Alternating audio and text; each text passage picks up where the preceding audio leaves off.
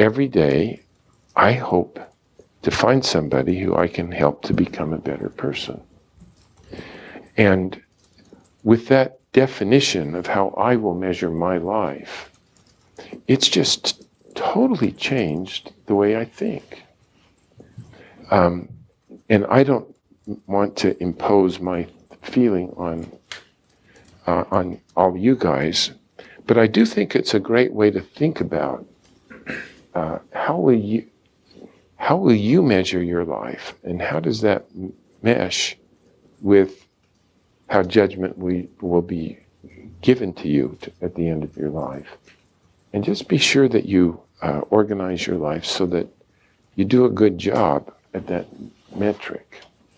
And I'm really quite happy. I can imagine that I would spend my time writing for Jillian's, thinking that if I change the way they think, that's a good thing for how I will measure my life.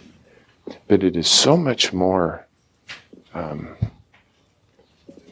satisfying to think about individual people who I help to become better people.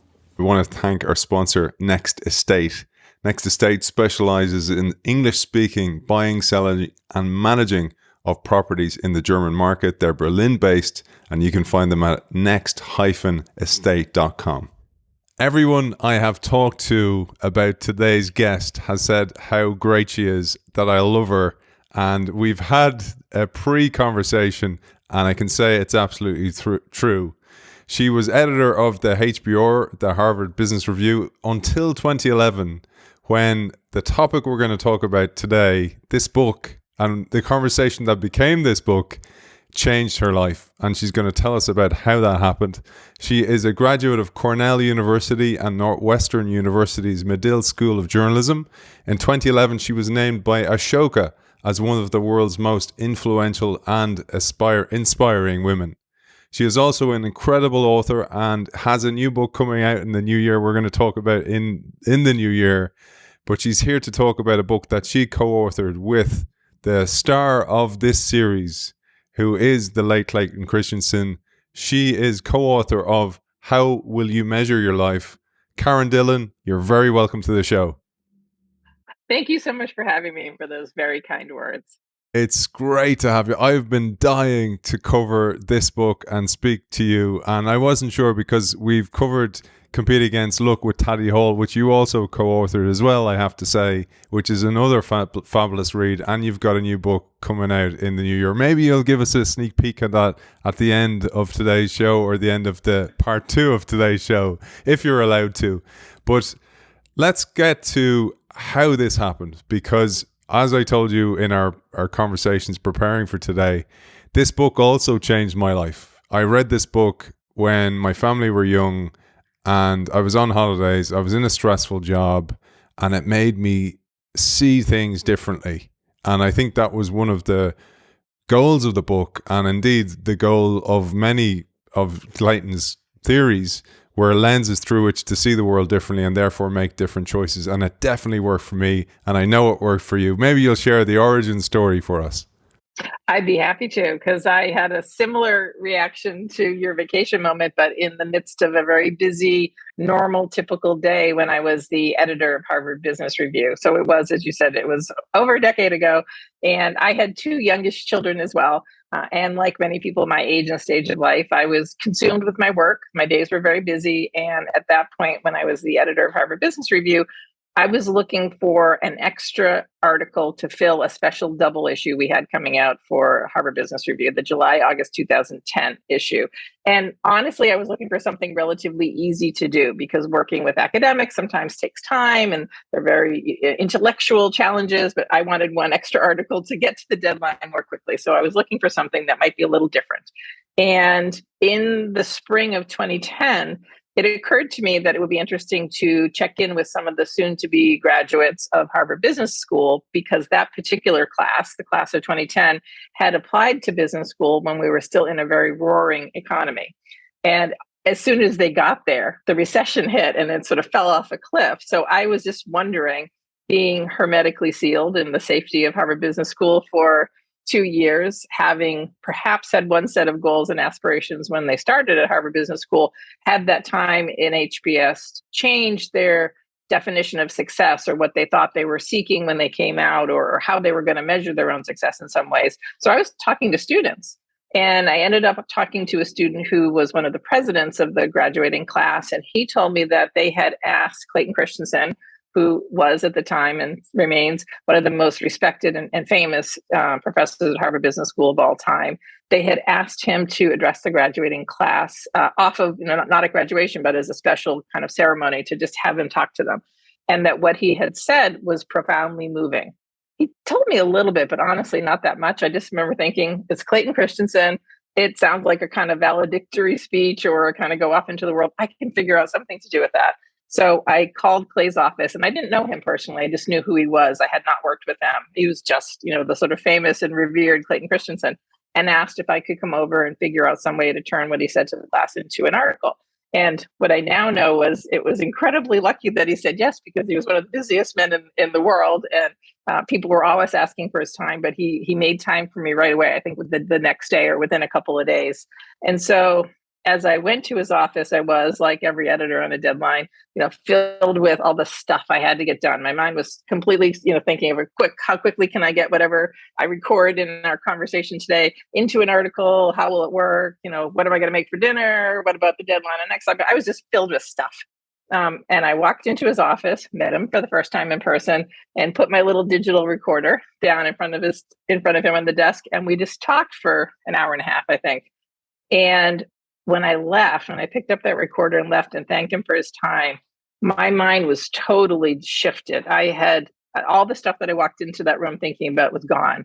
And I remember really clearly walking back to my car in the parking lot of Harvard Business School.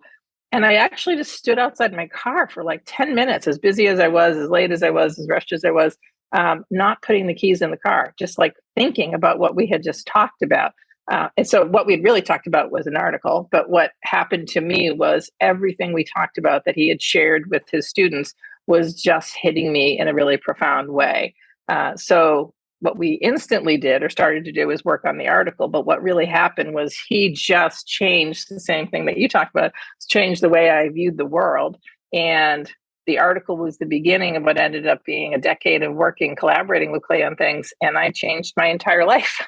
I left being a full-time editor of Harvard Business Review and just completely reprioritized my life so that I would have better balance in it, basically. So one conversation with Clay was moving enough for me to do what I think a lot of people thought was crazy, which was resign a job that was sort of a pinnacle job for me. And in my personal case, my husband's British. I had met him when I was living in the UK. We decided together over a full year of thinking about it and working through it carefully to sell our house in America and move our kids with us to the UK, to London for a couple of years, just so they could see the world differently. So we made really dramatic changes, but where the center of gravity for me was really what was going to be best for my relationship with my family and not what was going to get me to the next deadline. It just dramatic shift. And it was the beginning of really wonderful years working with Clay. Beautiful. It's so good to hear that. And you and I talked about this, that you make those decisions and they are scary and you don't know what's going to happen, but you won't regret them, particularly as we'll progress through the book as well, when it involves spending more time with your family and those people you care about most. And I often think about this paradox that many of us live through, where it's, I'll work to provide for my family and give them the best life ever, give them my best possible life. And then by doing that, you're not spending any time with them. And then by the time you collect this money pot, this pot of gold, that you're able to go, I cleared off the mortgage, they've outgrown you and they don't need you anymore. And then sometimes they're even resentful of you. And it was one of those moments that I had where I was like kind of going, oh, okay. And also the other thing, I don't know if it happened for you, is I changed my measure of what success was. So I didn't think a fancy car or big massive house or any of those things became the measure anymore. Instead, it was the closeness with my family and being there, and at least knowing that I gave everything and that I left no stone unturned, so I don't have any regrets when I'm older and they're grown up. That was the real beautiful gift that this is why I'm so happy to have you on the show and to be sharing it, and so delighted to hear that you've had a similar experience. And it sounds crazy to people to hear that and even think about, well, you can say that you made your family the priority, but you and I both really did. Like we made the scary step. It was not scary of completely changing our life, completely changing our work. And it is easy kind of to default to work being the way you provide for your family, or the way that's the path people expect. But what you described, I think, is exactly what we talk about in the book, and I felt I was doing, which was sequencing your life. First in your 20s, you're trying to be successful, and you start not spending time with your family, your parents and your friends' family, probably at that point, because of course they want you to be successful, right? You went to university and you're trying to get yourself off the ground, your career off the ground. So you start to give short shrift to those people, because everybody wants this for me, and I want this for me, and I want to be successful. I've worked hard to get here. So you start missing things. I mean, I still remember, I never would make plans to go see my parents on the weekends ever. When I lived in New York and they lived in Boston, until maybe even like Friday night or Saturday, because I needed to make sure I didn't have any work to do. You start justifying all these choices. First, it's your nuclear family that you grew up with. And then in your 30s, for many of us, it's your own family. And it's the same thing. I want to provide for my family. I'm trying to do the right thing for my family. But if you think that you can wait until your 40s or your 50s to kind of see the payoff of that, you don't have those relationships with the people. It's just not the same. And the way Clay used to talk about it was a really good parallel. Is a company can't wait to invest in new innovations until it's in trouble, right? You have to invest in new innovations, a decade before you need them, so you can build and check and diversify and disrupt yourself, all those things. And so it's the same with our lives. If you wait until you're at the point where it's easy and clear to do this, you may not have the foundation that you thought you had just by being a good provider or being so focused on those material things for so long. Beautiful. I love that, because that was the breakthrough moment in my thinking. Was that it was like, oh, I have my family and my marriage, and it's like a plate on a stick, and I have enough momentum there to keep it going. I'll just turn over here and put these other plates on sticks. And then I realized one day, I was like kind of going, you know what? I've been putting no energy into that plate on the stick. I've just been letting it go, and it's stagnant, and it's going to break. It's like it's at the top of an S curve, and it's going to peter out into decay. That is a great metaphor for it. The plate on a stick is perfect. Throughout the book, you and your other co-author, James and Clay, you write in the collective I. You talk in the first person throughout the book. So I have beautiful quotes that I've picked and hopefully can share throughout our conversation. But there's three main questions that you pose at the start of the book, and in a way they're a lens through which to see all the different chapters that you bring us through as we progress through the book. Maybe you'll share those three questions, because they're key to the story of this book. So let me explain where the questions came from before I tell you what the questions are. So James, our co-author, was Clay's student at the time that I was talking about, and stayed on to work with him in a fellowship. I was a middle-aged career person, and Clay was a few years ahead of me in his career. So we came from three very different perspectives, but we all felt that these three questions were incredibly powerful. And where they came from is at the last class of every term that Clay would teach, he would write three questions on the board and then ask the students really to lead the conversation about answering those questions. And if you know what Clay's well known for, you would think maybe there's some great innovation questions, or his course that he taught was very popular, was called BSSE, Building and Sustaining Successful Enterprises. So some kind of hardcore manager, advice or guidance. But they were really surprising questions. They were, how can I find happiness in my career? How can I find happiness in my personal life? And how can I stay out of jail? And everyone laughs at the last one, but that was really asking a question about integrity. How can I maintain my integrity? And the origin of those questions is really meaningful here, because Clay himself was graduate of the Harvard Business School class of 1979. And Harvard Business School puts on a really big reunion every 5 years. And everybody looks forward to going. It's a big networking opportunity. It's kind of a triumphant moment where you can show off where you are in life and things like that. And Clay enjoyed going to his reunions, as most people did. But he started to notice something that really bothered him. So at the 5 and then 10 and then 15, some of his classmates who he had thought great things were ahead for them, they were good people, men and women who were going to go do good things in the world. They were off to a great start leaving Harvard Business School. he started to notice that they either got quiet about their lives, or they would quietly share that I don't really like what I do, but I like make a lot of money, or they were on second, third marriage, estranged from children. He actually had some classmates that had gotten into some real trouble. Jeffrey Skillings, who was the CEO of Enron, famous debacle, was one of his classmates. And what he says is, that's not the Jeffrey Skillings I knew. He was a good guy, smart guy who was going to do good things in the world. So it began to bother him. Why did these people who seemed to have everything ahead of them and had so much potential and really had the gift of having a Harvard Business School education and the name that goes with that ahead of them, why had so many of them not ended up finding themselves in happy lives and satisfying lives? So he tried to answer that question for himself and then share it with his students so that they didn't suffer the same fate that too many of, not all, but too many of his classmates did, in his opinion. So what he would do was take all of the theories that they had talked about all semester. Clay's big thing is business theory. Understanding what causes what to happen is the ultimate tool for making good decisions. He's not big on looking at data in the rearview mirror, because that tells you what happened. It doesn't necessarily predict what's going to happen. So Clay's whole approach to that class was theory as the ultimate decision-making tool. So the tools he had taught, the theories he had taught all semester, he thought, and I agreed, could help answer those three questions for his students. So how can I find happiness in my career? How can I find happiness in my personal life? And how can I stay out of jail? And so they would discuss the theories through that lens. And it was a really powerful way to think about how the decisions and choices they were about to make in all of those categories in their life and then their work could be made so that they would be able to steer their career to a place that was going to make them happy, steer their life to a place that was going to make them happy, and not just let it all come at them and happen to them in a way that was going to put them really far off course. So that's where the questions came from. They're not the questions that people would think of from such an esteemed thinker on innovation and other sort of management and leadership topics, but they were questions that I think Clay thought were the most important questions ever to ask his students. They are so important, and they're so important. And I think the one about stay out of jail throws people a little bit, but when you see that, like Jeff Skilling, we did a show on the smartest men in the room with Bethany McLean, who exposed that, the journalist who exposed the whole Enron story.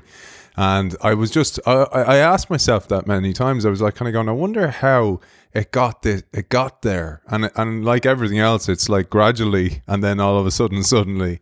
And I thought we'd bring it back to the idea of how you and Clay and James focused on this idea of don't tell people what to think, but how to think, and let them make up their own decision.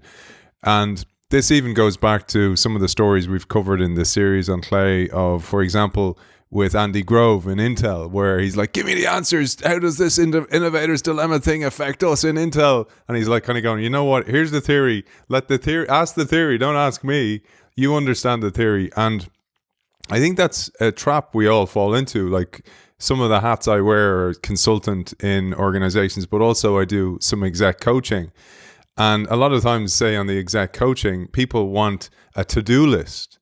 And I'll say, well, you're better off starting off with a to-be list. What do you want to be, and what purpose do you want, and what's your why? Figure out that, and then your to-do list will fall out of that. You got to figure out where you're going.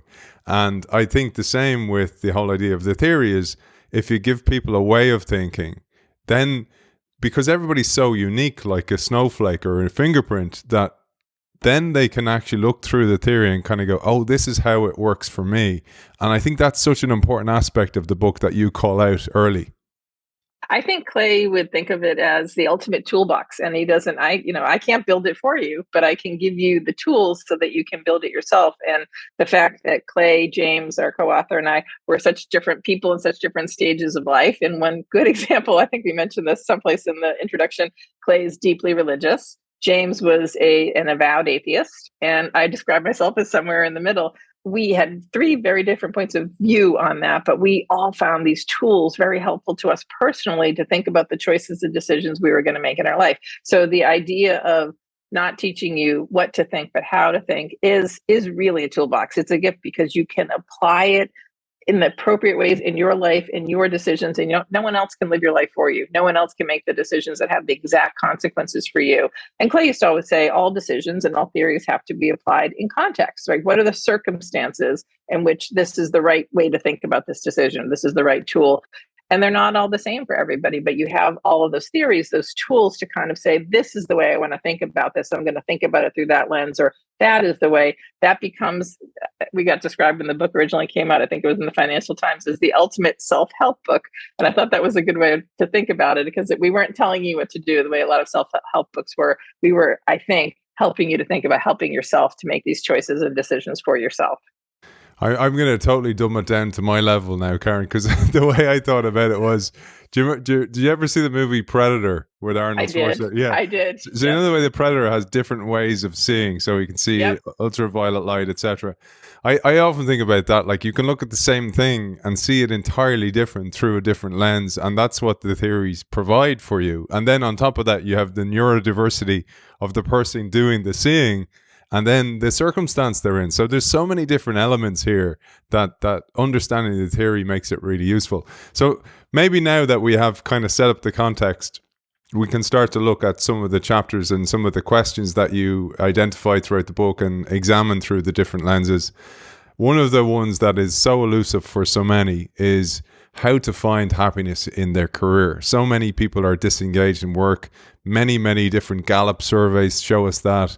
So many people are just barely hanging on. They're, quiet quitting, the great resignation. All these things are happening in the background. And I thought I'd tee you up with a Steve Jobs quote. And Steve Jobs is quite important in all this because The Innovator's Dilemma was one of his favorite books. It was one of the books, as you told me, that he had on his library. He didn't have very many. And this was a book that he really enjoyed. But he said, the only way to be truly satisfied is to do what you believe is great work. And the only way to do great work is to love what you do. If you haven't found it yet, keep looking. Don't settle. As with all matters of the heart, you'll know it when you find it. And that sounds great. It's a beautiful quote and all, but it's very, very difficult for many people to find that for a wide range of reasons. So maybe we'll look at that question and that idea of finding happiness in the career as the starting point. I think he said that to a graduating class too. And to some extent, maybe it's easy for Steve Jobs to say with the benefit of his success, but he did live it too. So we'll talk about how Clay thought about that, because I think it's really powerful. There are a number of ways we talk about it in the book, but one of the ways is about understanding what really motivates people. What is the theory of motivation? What really motivates you to be satisfied with your work, to be excited to go into your work, to get out of bed in the morning, looking forward to the day.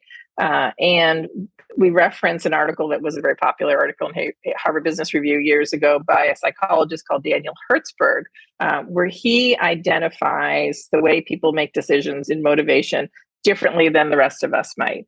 And what Hertzberg says, and we talk about in the book, is that most people might think naturally there's kind of one continuous scale of happiness with your work, from dissatisfied to satisfied, or unhappy to happy. So you want to be high on the scale. You want to be high on the happiness scale or the satisfaction scale.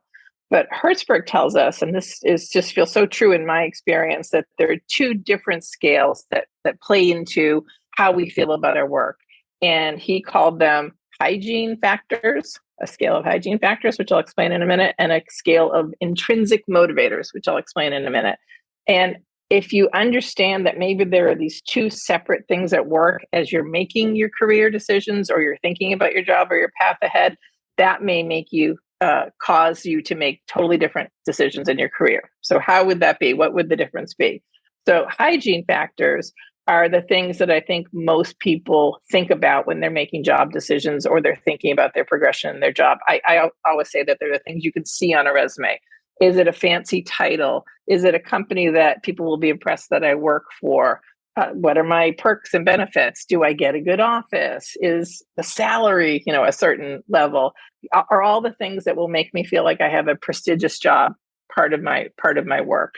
And what Hertzberg says is that scale, the hygiene factors, goes from dissatisfied, these things are not present, they don't feel good enough to me, to the top of it is not dissatisfied. Okay, it's okay. But the top of that scale is not satisfied and happy and motivating. It's just, okay, this isn't terrible. This is okay. And when you think about those things, you need to have them. You need to be able to support your family. You need to be able to put food on the table. There's certain things you need to be able to do. But above a certain point, particularly salary, it doesn't provide you with any extra motivation. It just doesn't over time. It will provide you with lack of dissatisfaction, but not the abundance of satisfaction. So that might be the quiet quitting people that at some point, working for a prestigious organization, making enough money, feeling like your perks and benefits are good, is just not enough to make you want to get out of bed 5 days a week and go to that office or get on your computer. It doesn't motivate you over time. You need to have enough, but at a certain point you top out. So what's the difference between that and the next scale? Well, the next scale are intrinsic motivators. And those are the things that are harder to see on a resume, but really make a much more powerful difference to making you love your job or love your work. And those are things like, am I respected by my peers? Am I given opportunities to grow? Do I believe in the mission of this organization? Am I going to be going someplace that stimulates and challenges me along the way? They're sort of intangibles, but those things are the things that Hertzberg says are actually the ones that will provide you satisfaction in your job. And the reason this is so powerful, Clay would talk about it looking for what is not explained by the theories. And when we were originally talking about these motivators, a lot of people, the students certainly would say, well, you can pay people. You can pay people to want what you can want. You can pay people to be motivated. You can pay people to, go the extra mile. And you can, but only for a short period of time. Over time, the incentive is not real to them. They're not personally motivated. They're just doing what you want for a little while, and then they sort of get numb to that. And Clay would say, well, that theory, you can pay people to do what you want, doesn't explain some of the greatest workers we know out there, people who work for not-for-profits, teachers, people who work for the military. There's something else that's going on. And when you understand the power of those intrinsic motivators and you think about your own work and your own work choices, you might make very different choices than if you were just trying to do the things that you're supposed to want that seem like promotions and opportunities to other people, but may not provide you with those things. And for me, that became really powerful. Not that anyone can just sort of instantly quit their job and try to find something with the perfect intrinsic motivators, but in thinking about how do you, as if you're managing other people, or if you're being managed by other people, how do you find some moments of intrinsic motivation in whatever you're doing now so you can make it better? It might be that you find it in mentoring somebody, or it might be that you ask to work on a pro bono project for your organization. How can you in some way add some intrinsic motivators to the everyday life to make that feeling so much better? Because the hygiene factors are just okay, but they're not great. And you can't settle for hygiene factors if you really want to love what you do.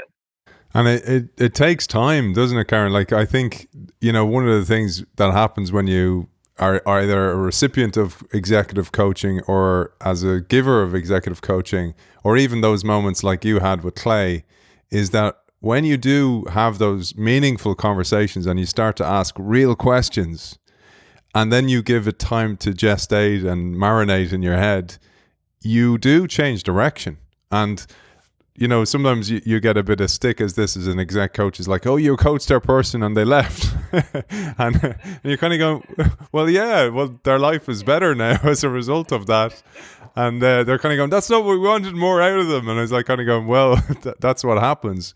But that's a good thing, I think, when people, you're in a way influencing the course of their life for the better. And at least, if they do try it and it doesn't work out, at least they tried it. And, there was a book, Bonnie Ware wrote a book about the top 5 regrets of all. She was a palliative nurse, and she looked at all these people who are on their deathbeds, and she asked them their biggest regrets. One of them was not trying things and not going for it. Right. And I think that's really, from our conversation beforehand and our conversation now, and from reading the book, is that's what you're trying to do here. Is you're kind of going, come on, get the best out of it while we have this opportunity and don't regret it later on.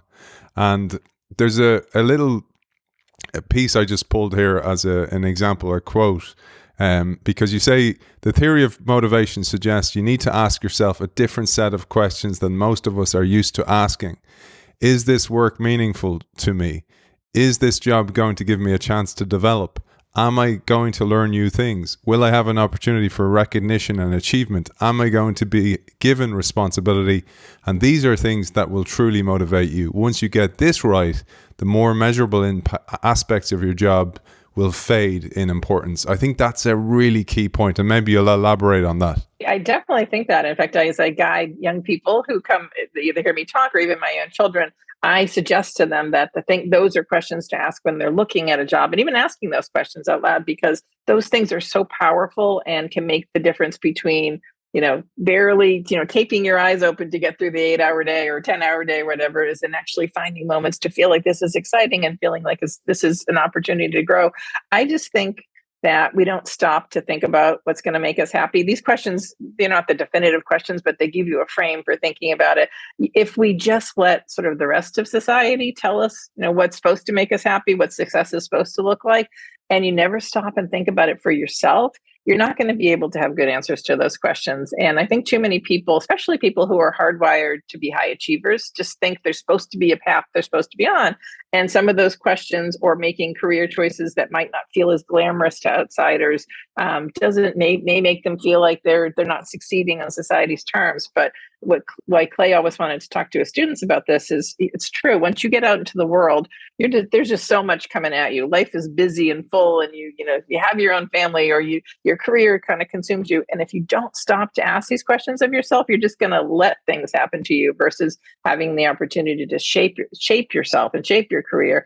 And even, as we say, if you're in a job that doesn't provide all of those things naturally, I, as a manager, always think you can add those things. Can be added in some small ways, but you have to know to ask. You have to know to talk to your manager or talk to your direct reports about, how can we do this? How can we add opportunities for you to grow? How can we find chances for you to have the recognition you deserve? People might not think it's important, but it's profoundly important. So even having the language to ask yourself the questions, and then ask in your work context the questions, I think is really, really important. I used to always say that I would join a company for culture over the name by far. And so some of my own jobs have been not glamorous sounding, but wonderful opportunities. And that was because I got lucky. I didn't know I should be asking about culture, but in hindsight, I did. I recognized that the culture did all of those things, even though it didn't have, it didn't sound impressive to people, again, at cocktail parties. But if you know to ask those questions, you can do more than get lucky. You can start to shape it a little bit.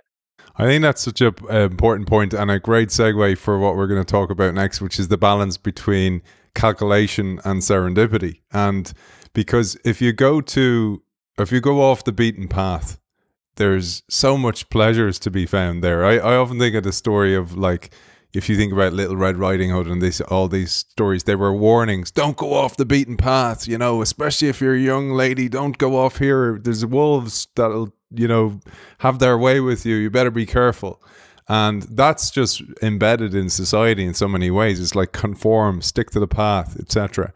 And when you do deviate from the path and you try things, often beautiful serendipities happen. And if that's combined with the things we talked about earlier on, like having your values sorted, knowing what you want out of life, then you'll have the part of your brain activated that will spot the serendipities and kind of go, they're hints that I'm on the right path. And maybe you'll give us some context for this, but I absolutely love, of all the case studies, my favorite is the Super Cub and Honda, and how that emerged, that whole strategy, because on the face of it, it looked like this magnificent strategy. Honda will take America. But when you actually see what really happened, it's just so much more beautiful. I love telling this story too. It's a really great story. So Honda, as we now know, is one of the leading auto manufacturers in the world and dominant in America and very successful. And, many Hondas literally you can see on the road at any given day. But Honda had a really bad start into the American market in the 60s and almost failed here. And what happened was Honda initially wanted to break into the American market through its motorcycles. They eyed the Harley Davidson market, the sort of big American motorcycle road bikes, and thought, all of America, all of that geography, we can sell our motorcycles there too. We'll just get a little piece of that market. It'll be the thin end of the wedge. We'll get into America. So they opened up a single storefront shop in Los Angeles, and they brought over their motorcycles, which were Japanese motorcycles made for a different environment, for cities, for urban environments in Japan. And they were called the Super Cubs. And they were kind of smaller motorcycles. They were motorcycles, but they were smaller. And they maybe looked a little bit cute, not powerful like the Harley Davidsons. And so in the beginning, it was really just a flop. I mean, nobody bought those motorcycles, and the few that they had some oil leak problems. It was a potential disaster that might have caused Honda to just roll up the carpet and go home. And their strategy was very deliberate. We're going to take on Harley Davidson and take a piece of that American motorcycle market. We can do it. And that path, that blinders on path of this is what we're going to do, this is how we're going to do it through these Super Cubs, did not work. But luckily, serendipitously, the employees of that little location started in their frustration, actually taking the little Super Cubs out to do errands in Los Angeles, because it was actually easier than getting in horrible Los Angeles traffic, sort of zipping around more easily. And then they took them out into the hills, those sort of dirt hills you see in movies of Hollywood where people hike, and it's sort of almost ready-made for dirt biking type of thing. And they would take them out and get their frustrations out and just have some fun with the Super Cubs. And one of those times, there was a buyer for the great American department store of that time, Sears, who was out there. And he said to the employees, those are really cool. Could we consider buying those for our sporting goods section, which is like inside the department store with other fun things you'd play with, not a motorcycle store, not a powerful competitor to Harley Davidson. And Honda's first reaction was absolutely not. Our strategy is to compete with Harley Davidson and the big manufacturers. So that's what we're going to do. So they ignored it for a while. Luckily, at some point, they sort of thought, maybe we should just try it. We're not doing well here. Maybe we should be open to a different perspective. So they did. They accepted the agreement with Sears, and then the rest, as is history, they created a whole new category, the sort of more fun motorcycle, the more sporting goods motorcycle. It was still the way to get into America, but a very different way. And we talk about those as deliberate strategy and emergent strategy. Emergent strategy is what they ended up doing. It's when it's not what you originally planned, but it turns out that an opportunity does appear. You have to see it, recognize it's an opportunity, but you can be okay pursuing that emergent strategy because it opens up something. It creates a new opportunity. Again, you at least know. And that's the way most successful companies evolve too. Very few companies start out with the perfect strategy, execute it perfectly, and succeed. Most companies that succeed start out with a strategy, a deliberate strategy, but along the way, they have to shift it. They have emergent opportunities that come up and they see new things. And so it's a combination. Successful company strategy is a combination of the two. You weave them together over time. But in our personal lives, so often people think that, especially high achievers, young achievers particularly, I have to be in 5 years, I want to have a VP title, or in 10 years, I want to lead a division, or I want to set up my own company, whatever it is. And you kind of put your head down to achieve that goal. And that's on the thought that you have to have a deliberate strategy and focus on it. But in reality, if like successful companies, very few people are completely successful with what they initially think is going to make them successful, you have to be open to emergent strategy as well. So in our lives, it's back to what you talk about, not regretting. You regret the things you don't do, not the things you do. The things that you do in emergent strategy are the opportunities that you think, I will try something different. And you and I both did an emergent strategic decision in our careers to do something, and it worked out really well. But if we had been so focused on staying on track, we might not have.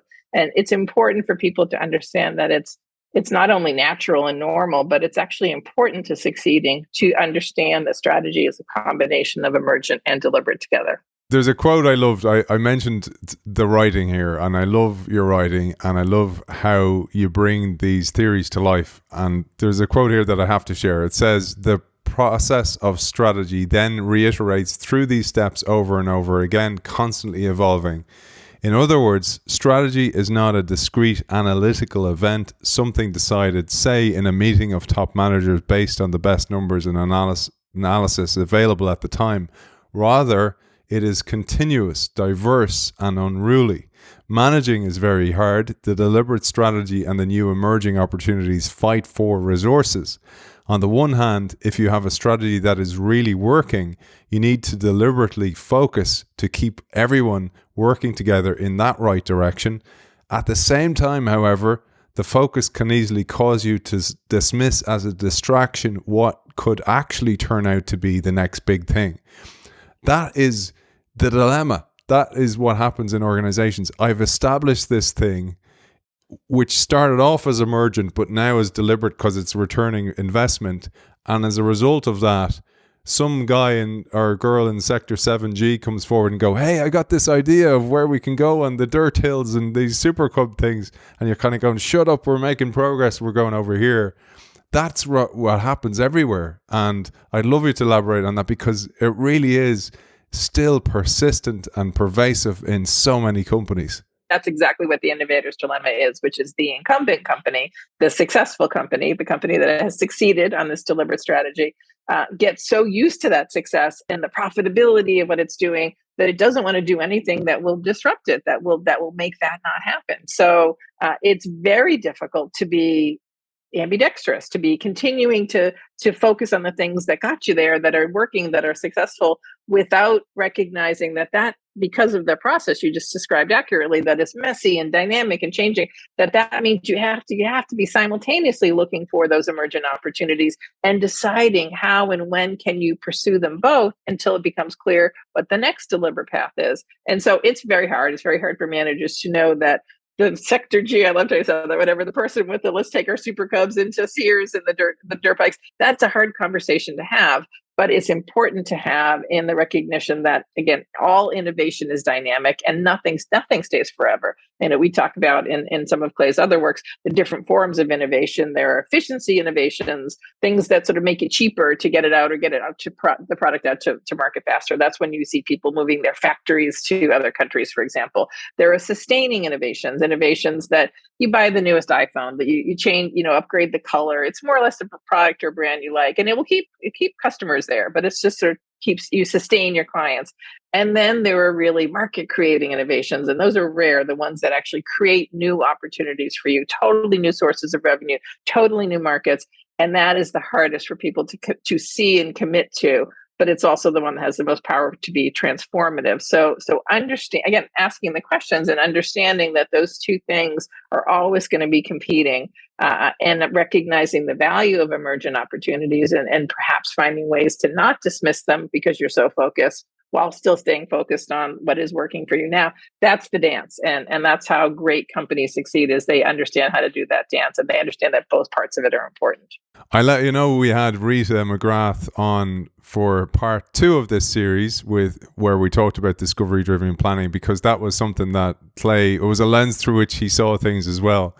But as you say in the book, it works for more than business models. You tell us every time you consider a career move, keep thinking about the most important assumptions that have to prove true, and how you can swiftly and inexpensively test if they are valid. Make sure you are being realistic about the path ahead. Maybe you'll give us a quick refresher on discovery-driven planning and how it can apply to a career, because we've talked about how it works in business, but I love the way you apply it now as a new lens through which to see, well, what am I going to get out of this, or should I try this, and how I can proceed. It's a great tool, and I think Rita McGrath is fantastic. And I talk about this tool with people a lot because I think it's really easy to understand and apply in real life. And at a very simple level, the tool is just what has to prove to be true. What are my assumptions, and what has to prove to be true for this to work out the way I think it's going to work out? And the reason that's so important is so many of us make decisions in our minds based on, well, I'm sure I'm going to get more responsibility in the next year, or I know they said in the job interview, I'm going to get a chance to work on some not-for-profit work as part of the portfolio of clients that we help, or whatever. You sort of, some of us hear what we want to hear, or they say what we want to say, or conversations that are well-intended end up giving two different like we both think something different was said or happened. So as a discipline, for when you're making decisions yourself in your career, literally write them down. I do it in projects sometimes too. And it's communication with others, but like to yourself, what am I assuming is going to happen from this choice or this decision? I am assuming I am going to be given promotion opportunities once I've got the basics under my belt, or I am assuming that I'm going to be given the chance to collaborate with some of the higher level people so I'll learn from them, or I am assuming that I will be able to balance my work life and my professional life. They said in the job interview that, we care, friends, your family comes first, and things like that. So write your assumptions down, and then kind of put in the next column, so what has to prove to be true? What are some good ways for me to test that? So, you might write down, and, chance for growth. In the next 6 months, I will be in meetings with the senior creative team, so I'll get to see how they work. Or I will not be asked to work on weekends or respond to late night emails, or whatever you think are the things that should be good indications if what you're assuming is going to happen is going to happen. And it's just a simple tool, but I think sometimes so many of us talk ourselves into, oh, it worked out differently. I forgot that I was supposed to want that, or I forgot that they said that. You sort of justify your choice later, and then you don't quite understand why you're not happy in that position. So it's a really good way of just saying out loud to yourself, but potentially to others as well, what am I assuming is going to happen here, so that you can check yourself. And the benefit of discovery-driven planning is you keep going back and checking. And maybe you end up saying, that isn't happening, but this is, so I can check it in a different way. But it's good to know I have to recalibrate what I'm assuming is going to happen. I'm not going to be given these chances to be in creative meetings with senior people, but I have been given some small projects where I can showcase or whatever. You can go back. It's a constant reassessment so that you know where things stand. And I think as much as anything, it's to be clear with yourself why you made the decision that you made and what you're hoping is going to happen, so that if it doesn't work out that way, then you can decide, what can I do to fix it, change it, alter it, have better conversations, or do I need to look for a different opportunity because this one's not panning out the way I thought? I think it's really valuable, because I think so many of us kind of have revisionist history. We forget why we made the choices that we made, and we justify, but it still nags at us that something's not quite right. And I think it's a simple thing to do. I would literally put it in your computer someplace. I might check it every quarter or every 6 months, and just say, how am I doing against these things that I said were important to me to happen? How is that happening or not? And you can decide what to do once you assess that. I often think it's so important, that one, for if you have, say, for example, you decide you want to leave a job, or maybe it's a relationship that's not serving you very well. And to have a record of that, of your why you did it, is really important, because our memories are flaky. We forget, and we rewrite our memories a lot of the time. And even in a positive sense, I think that's gratitude journaling or anything like that. When you revisit and you kind of go, wow, look, or even where you're setting out your intentions and you look back over things that you had manifested, and you're like, wow, I actually achieved on those things. Assumptions works in every which way. It can also make you reevaluate, but this is actually, I am getting a lot of what I think I need, so maybe I have to just tweak these other couple of things. I think you're right. It can be a very positive experience, but unless you have something to measure it by, you're sort of just thinking in the abstract every time. And I think that's great.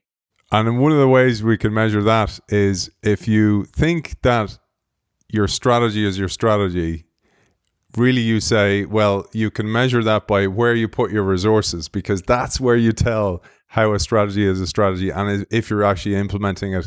Again, one of the ways you see this oftentimes is you do coaching and mentoring. When somebody's like going, yeah, I'll do that, and then they're like going, oh, I just didn't have time. You're like kind of going, that's when you know, do you really want it or not? And again, I mentioned the Honda being one of my favorite cases.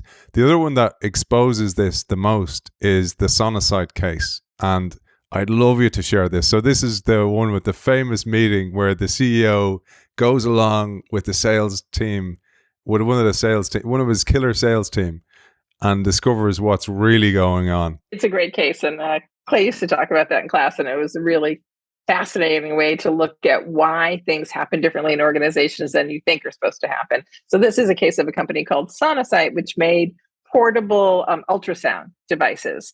And they were a successful company with increasingly smaller and smaller portable ultrasound machines, which had the potential to change medicine, right? If you didn't have to go into a big hospital to get access to an ultrasound, you could diagnose problems earlier. You could give people medical attention sooner. It was a good thing to be getting smaller and smaller.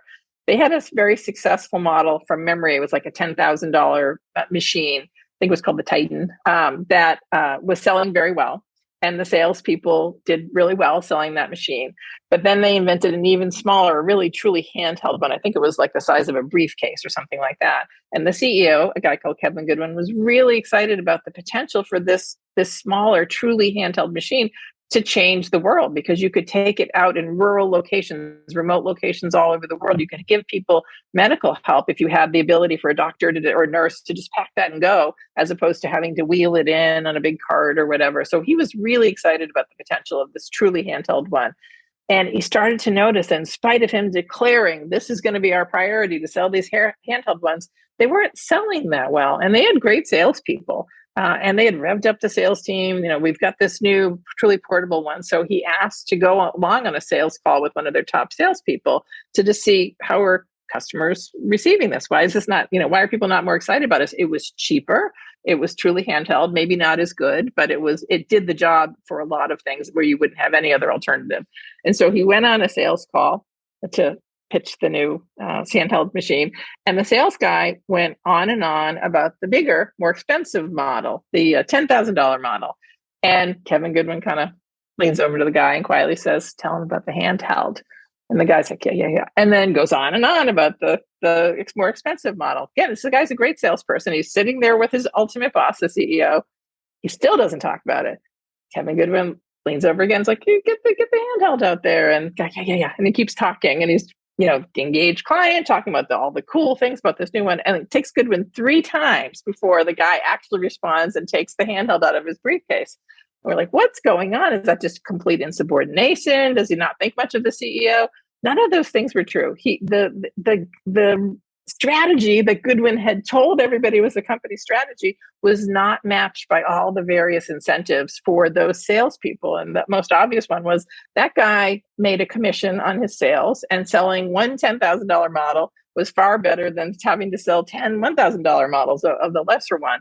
But I think even beyond that, it was sort of, he was given all kinds of status and prestige in the company for being a top salesperson. And that might go away if he starts having to work harder to sell the small one, and having to build up his portfolio again. The resource allocation, the decisions that everybody in that company was making on a day-to-day basis, how are they going to spend their time, their energy, what are they going to prioritize? That is where the strategy is really formed. So in spite of Kevin Goodwin declaring that this was going to be their priority to sell this new handheld model, all the other choices that people were making on a day-to-day basis didn't support that strategy. They supported the old strategy. And it's only when you understand that those resource allocation decisions actually lead to the strategy, for better or for worse, do you understand the importance of making sure that your resource allocation, the choices on how your company spends its time, its energy, what it prioritizes, is the way your strategy is really going to be formed. It's not what you say it is. So we say in the book, your strategy is not what you say it is. It's what happens in those everyday choices by people in the trenches. I'd love to extend this to something that I thought was so still prevalent in organizations where, again, kind of like Kevin Goodwin, you might have a team of executives and they're like, we need a culture of innovating around our organization, etc. And we need to encourage this, and we need people to be more innovative. And I loved how you described this in the book, and it reminded me of a Greek proverb. And the proverb is, a society grows great when old people plant trees whose shade they know they shall never sit in. So the idea of starting new ideas, new businesses, emergent concepts within an organization, knowing that you may not be the one that actually gets the credit for that, that is so difficult for innovators as well. But I'll quote you here in the book, because you talk about high potentials in Unilever, and you say, think about this from the perspective of young employees, all of whom were thrilled to be picked for the high potential leadership program in Unilever. What projects are they most likely to covet? In each of their assignments, in theory, they should champion products and processes that will be key to Unilever's future success 5 and 10 years ahead. But the results of those efforts, only available many years later, will garnish the record of whoever is in that specific assignment at the time, not the person whose insight initiated it. Therein lies the dilemma. And again, to your point, organizations think the strategy is working, but then there's all this stuff that happens in the middle, and sometimes it's rewards and recognition that skew it and point it in a totally different direction. That's a really good example too, because it was exciting to be picked for the high potential program of Unilever and many companies around the world. It's a very similar thing, but there was no incentive at all for those people to do what was best for the organization in the long run. Their incentive was to do something showy enough that they would look good in the 2 or 3 years they were in that program. And there's nothing wrong with having a program like that. That's to give them the high potentials, that kind of showcase, but understand that that's the choice you're making as a company. Your resource allocation is you're rewarding short-term successes, not things that build for the long term. And is that your strategy? Is your strategy to reward short-term successes? That's the one you're executing. So if it's not your strategy, then you need to think about your resource allocation differently, and think about what would you need to do and support and champion on everyday decisions that would lead you to a long-term strategy of building things, innovations, and new ideas that pay off in the long term, not the short term. This brings us to maybe the last question for part one. And that's like, okay, that's business. That's an organization with their strategy. What about you? Because us on a personal level, we do this all the time. And it's something we mentioned at the start, where I'm working really hard in order to provide for my family. And in doing so, I'm never spending any time with my family. And then when I'm with my family, I'm so obsessed about working hard to provide for my family, I can't be present mentally when I'm with my family. And it's a real dilemma, and it happens many people. And by the way, no judgment. I've been there. I've absolutely done this. I'm so glad I woke up. And the book, this beautiful book, was one of the reasons I woke up as well. And I hope this show does that for many people. But you say, on a personal resource allocation perspective, the danger for high achieving people is that they'll unconsciously allocate the resources to activities that yield the most immediate tangible accomplishments. This is often in their careers, as this domain of their life provides the most concrete evidence that they are moving forward. And that's measured in the car you drive, the house that you live in, the dinner parties you're attending, whatever it might be for you. And unfortunately, they're not the things that really count at the end of the day. That is exactly what happened to me standing by my car in Harvard Business School, is that it really clicked in my mind that my resource allocation process was really skewed. It was just off. I was doing exactly what you talk about. I was giving most of my time and energy to the things that were kind of calling for my attention loudest and nearest. And it was work, and it was deadlines, and it was stuff that wasn't even either of those things. They're just things that fill your days that are, I would have told you, were not as important as my family. But if you looked at my resource allocation, if you looked at how I spent my time in a day, a week, a month, a year, my resource allocation process did not support that my family was the most important thing. Work was important to me too, but my family was my priority.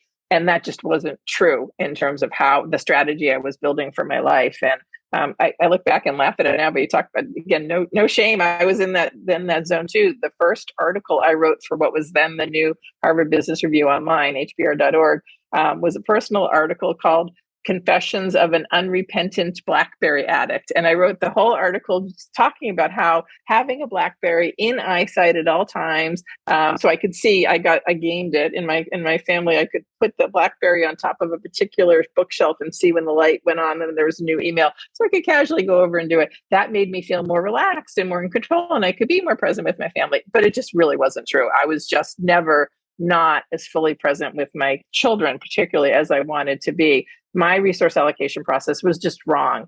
And I feel lucky that I had that realization soon enough in my life. It wasn't super soon. My kids were probably about 8, 9 at the time. And the way I kind of started to click how something had really changed was my daughters we had a garage that you would drive into in the house. It was like the garage was in the house. And I would drive into the garage at the end of the day. The door would go up and then down. And then my daughters used to make a game of hiding behind a door and jumping out and then scaring me or saying hi every time I came home. And it was fun. It was our little ritual. It was like, Mom's home. And they were happy to see me. I started to realize they were not jumping out so much anymore. It wasn't so exciting, or maybe they wouldn't even look up from what they were playing when I got home. And that just hit me. Again, all these things swirling through my mind I was at the point where that was really at risk. My really wonderful relationship with my children, I was sequencing, right? I'm going to continue to be successful in my career and provide the best I can. And I was not truly present with the people that I would have told you were most important in my life. And they were most important in my life. So for me, that was the the road to Damascus moment, I absolutely had to stop and change my resource allocation so that I could pursue the strategy for my life that I actually really deeply cared about. I'm going to share mine with you, and this still kills me when I think about it. So I remember once my son was 3, and it was just before I discovered the book, and he was only a little baby, and I was in his bedroom, and I had my phone, and I was playing with him. So he was playing with his teddies, and I'm on my phone checking emails, and he grabs my hand, and little baby eyes, kind of like Puss in Boots in the Puss in Boots movie, when the eyes open, and he's like, Daddy, being on your phone isn't playing with me. And I was like, my heart but I actually got so angry with myself. I don't know if that happened to you. I was so angry with myself, and I was like, I nearly smashed my phone, and I was like, oh God, things have to change here, because I had, it was the moment for me. And hopefully we can provoke these moments. And, I really want to say to our audience, think about where you're allocating your resources. And by the way, you fall from grace all the time, even though you're aware of this. I do it sometimes myself, Karen. Sometimes I'm like kind of going, come on, you're saying this, but your behavior, your resource allocation is not actually matching what your intentions are. And it's an ongoing battle, I have to say, from my perspective. But what about you? So this is part 1 of part 2 that you've graciously offered your time for, and I'm so grateful for that. But what's your final message for this part 1 for our audience? Maybe some question you leave them with, or some thought to ponder, and then we'll come back in part 2 and hopefully expand more on the beautiful concepts in this book. Oh, I guess I would leave them with the question that I asked myself by the car that day, which is, what is the strategy for my life? What do I actually want my life to be?